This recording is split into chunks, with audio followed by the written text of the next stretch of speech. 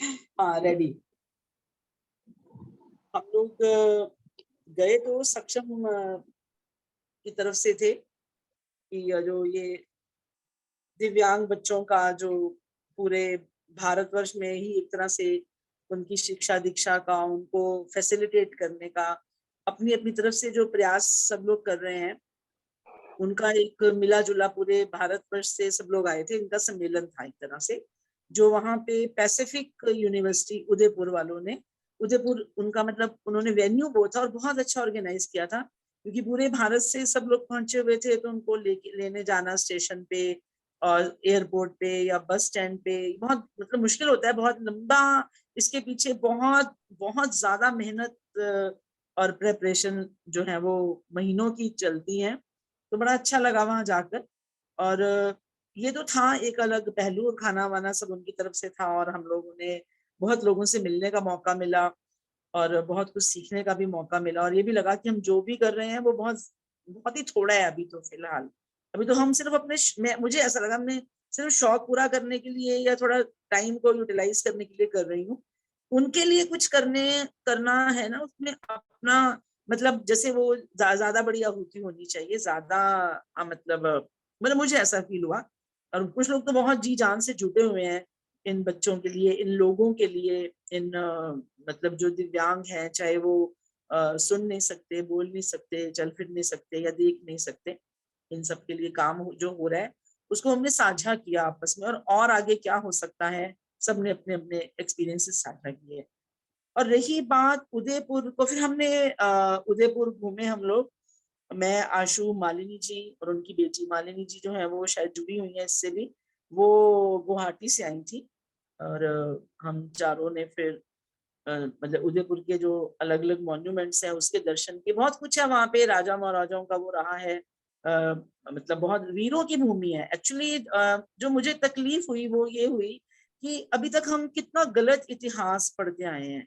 हमारी जो इतनी गौरवशाली परंपरा है, मतलब उसके बारे में हमें तो थोड़ा बहुत फिर पता है, हमारी स्कूलिंग जब हुई थी तो मतलब उस समय देशभक्ति हमारे अंदर जो है, चाहे कहानियों के माध्यम से, चाहे चरित्र निर्माण की वो जो भी एक पीरियड हुआ करता था मॉरल साइंस का, उसके माध्यम से हमें फिर भी नॉलेज है। पर आज के बच्चों को तो पता ही नहीं महाराणा प्रताप कौन है।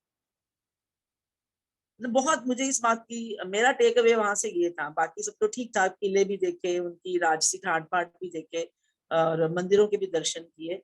पर जो मेरा, इसके बाद आशु अपना बता देंगी, पर मेरा जो टेक अवे यही था कि मतलब हमें ना सिर्फ खुद इसके बारे में अच्छे से पता होना चाहिए, और बल्कि अपने बच्चों को, अपने जो भी लोग हैं उनको बताएं। हम, हमारा बहुत गौरवशाली इतिहास रहा है।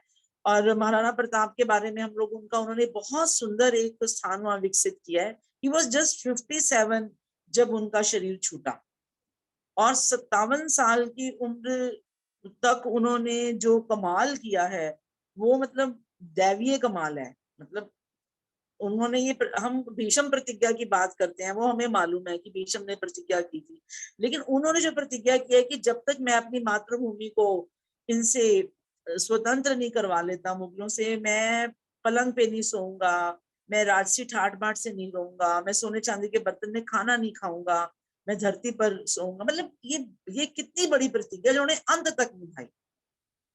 घास फूस की रोटियां भी खाने को उनको मिली। मतलब बहुत बहुत रगों में जैसे खून में मेरे तो उबाल आया। फिर हम हल्दी घाटी गए, जहाँ पे ये युद्ध हुआ था, जहाँ पे उन्होंने अकबर की सेना के छक्के छुड़ाए थे। मैं तो वहां की थोड़ी सी मिट्टी भी लेके आई, और ये ऐसी है, आप इसको माथे पे लगाएंगे, बिल्कुल हल्दी का रंग है, ये है मिट्टी है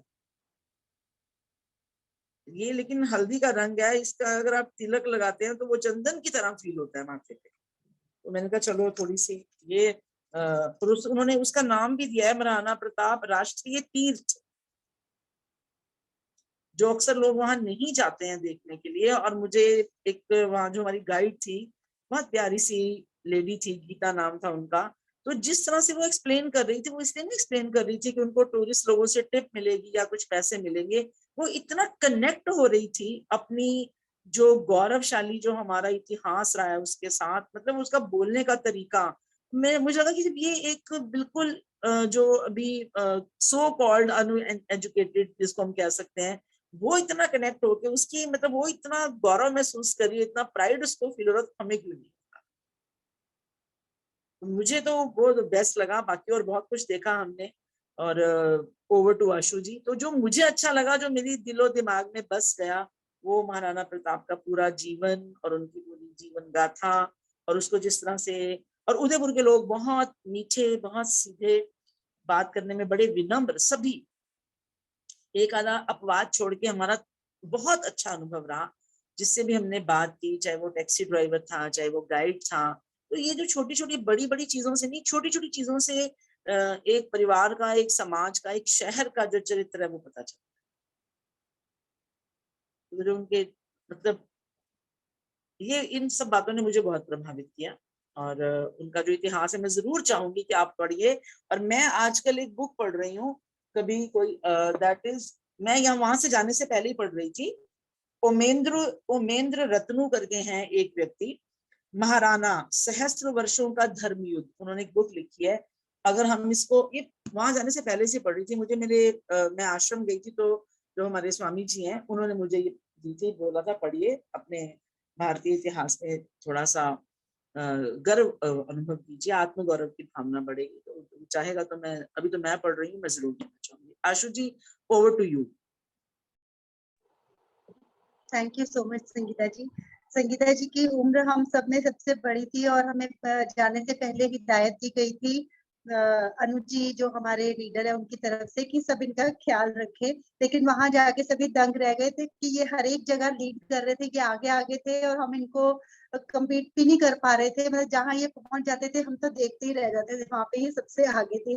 और भी इनके साथ जो चीजें देखने का, जब जैसी कंपनी में आप जाते हो तो मेरे ख्याल से वही है, जर्नी को आप ज्यादा एंजॉय कर पाते हो। इसके साथ साथ हमने वहां पर एक एकलिंग जी का मंदिर था, संगीता जी बताएंगे इसके बारे में। वो भी बहुत ही प्यारा मंदिर था, जहां जाकर हमें बहुत बहुत अच्छा लगा। उसके बारे में अगर आप कहना चाहें तो। मैं उससे, उसके बारे में कहने से ज्यादा मैं ये कहना चाहूंगी कि जो आजकल राणा सर हमें पढ़ा रहे हैं, मतलब कर्म और ज्ञान और भक्ति, सर वहां पे अद्भुत संगम था। जो हमने इनका इतिहास पढ़ा ना, वो अद्भुत संगम था कि कैसे मतलब कैसे कर्म किया वहां के जो महाराजा लोग थे, राणा थे जो, मतलब वो राणा, आप याद आए हमें महाराणा सांगा को जब हमने क्योंकि बहुत जगह महाराणा सा हमें सुनने को मिला। तो मतलब वो बहुत कहने की बात नहीं है, और शब्दों से खेलने की बात भी नहीं है, उन लोगों ने जी के दिखाया। मतलब जिन एकलिंग जी की आशु बात कर रही है, एक नॉर्मल सा चरवाहा वो व्यक्ति बप्पा रावल, और उन्होंने देखा कि वो गायें जो हैं, एक जगह एक गाय जो है जाकर बिना, और वो जो गाय है वो अभी अभी मतलब अब्याहता है, एक जगह जाके उसके थनों से खुद ही दूध निकलने लगता है। तो फिर एक ऋषि वहां पे आए, उन्होंने बोला कि यहाँ पे अवश्य, यहाँ पे एकलिंग जी हैं, आप इस जगह को थोड़ा थोड़ा खोजिए। तो वहां से एकलिंग जी का स्वरूप निकला। That is beautiful. कभी आशु ने पिक्चर भी इसकी क्लिक की थी। और बप्पा रावल जी फिर उस एकलिंग का उन्होंने उपासना की, और वो बहुत बड़े फिर राजा बने।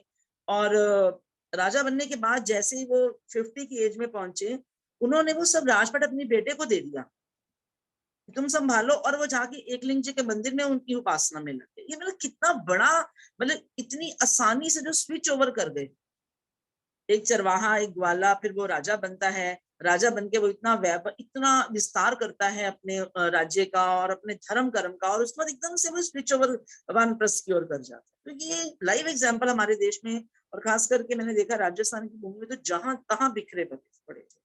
तो वो मंदिर बहुत प्राचीन मंदिर है, बहुत सुंदर। और हमारा जो वास्तुकला है, हमारी जो इंजीनियरिंग है, मतलब वो उसके ऐसे नमूने हैं जिसके मतलब जिसका दुर्भाग्य से हमारी भारतवासियों को मालूम ही नहीं है। और मालूम है तो हम उसका प्रचार प्रसार नहीं करते, बताते नहीं। वो बहुत जरूरी है। तो मंदिर अभी भी इतनी शांति है उसके अंदर, बहुत सुंदर, कोई उसमें सीमेंट का प्रयोग नहीं हुआ, ब्लॉक सिस्टम से बनाया गया। पता नहीं कितना मंदिर, 2-3 कितने साल हो गए उस मंदिर को बने हुए, कितने 100 साल हो गए।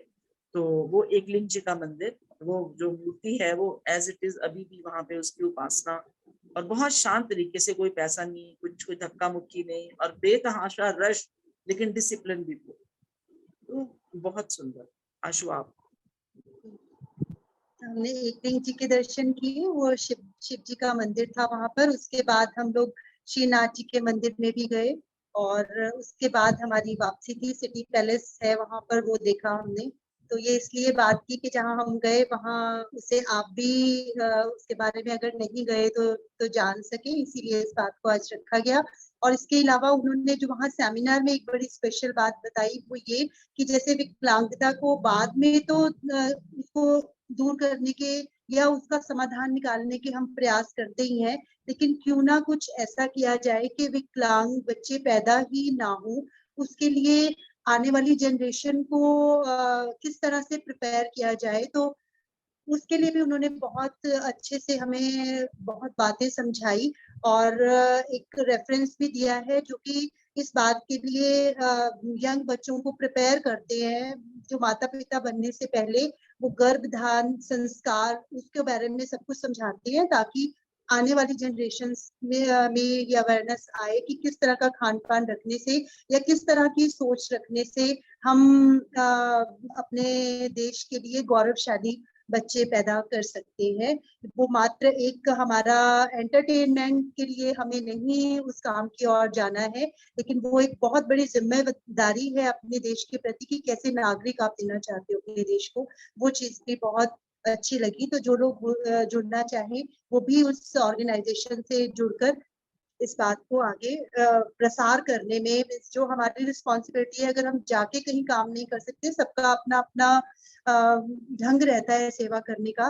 तो जिस तरह से संगीता जी ने वहां पे और यंग बच्चों को हिस्ट्री के बारे में जागरूक किया, या हम जाना वहां पे सिर्फ देख के आ जाना, फोटो खिंचा के आ जाना, वो अलग बात है, लेकिन उसको और अच्छे से एक्सप्लेन करना और इंटरेस्ट क्रिएट करना वो एक अलग बात है। तो सेवा कई तरह की रहती है। तो इनकी सेवा यही रही हमारे साथ जाने से, और हमें बहुत ही अच्छा लगा। और हम उम्मीद करते हैं कि आने वाले समय में आप लोगों के साथ भी हम ऐसी जगह पर जाने का प्रयास करेंगे। Thank you so much everyone. Thank you.